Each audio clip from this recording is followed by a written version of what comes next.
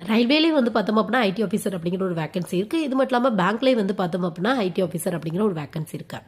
So ரெண்டுக்கு உள்ள difference அப்படின்னு பார்த்தோம் அப்படின்னா ரயில்வே ஐடி ஆஃபீஸர் பொறுத்தவரையும் கம்ப்யூட்டர் லெவன்ட்டான டிகிரி முடிச்சவங்க யார் வேணாலும் ட்ரை பண்ணலாம். முக்கியமாக BSc computer science, BSc IT, BCA, BE பிடெக்கில் கம்ப்யூட்டர் சயின்ஸ் இன்ஜினியரிங், ஐடி, இல்லை நீங்கள் ப்ராப்பராக ரெஜிஸ்டரான ஒரு காலேஜிலோ யூனிவர்சிட்டியோ பிஜி டிசிஏ படிச்சிருக்கீங்க அப்படின்னா கூட ட்ரை பண்ணி பார்க்கலாம். நீங்கள் இதுவே வந்து பார்த்தோம் அப்படின்னா நீங்கள் வந்து பேங்க் ரெலவெண்ட்டான ஐடி ஆஃபீஸர் ட்ரை பண்ண போகிறீங்க அப்படின்னா இன்ஜினியரிங்கில் சிஎஸ்சி, ஐடி, இசி இந்த மாதிரி முடிச்சவங்க தான் ட்ரை பண்ண முடியும். இது மட்டும் இல்லாமல் இஎன்ஐ முடிச்சவங்க கூட ட்ரை பண்ணலாம். அது மட்டும் இல்லாமல் பிஜி கம்ப்யூட்டர் ரெலவெண்ட்டாக முடிச்சவங்க, MSc computer science, MSc IT, MCA இந்த மாதிரி முடிச்சவங்க வந்து ட்ரை பண்ணி பார்க்கலாம். ஸோ இதான் வந்து ரெண்டுக்குள்ள மெயினான டிஃபரன்ஸ் வந்து பார்த்தோம் அப்படின்னா உங்களுக்கு பேங்க்கில் வர ஐடி ஆஃபீஸருக்கான வேகன்சி கண்டிப்பாக ஒவ்வொரு வருஷமே வேகன்சி வந்து அனௌன்ஸ் பண்ணிடுவாங்க. பட் ரயில்வே பொறுத்தவரை 3 வருஷம் கூடுவா, 4 வருஷம் கூடுவா அந்த மாதிரி தான் வேகன்சி வந்து அனௌன்ஸ் பண்ணுவாங்க.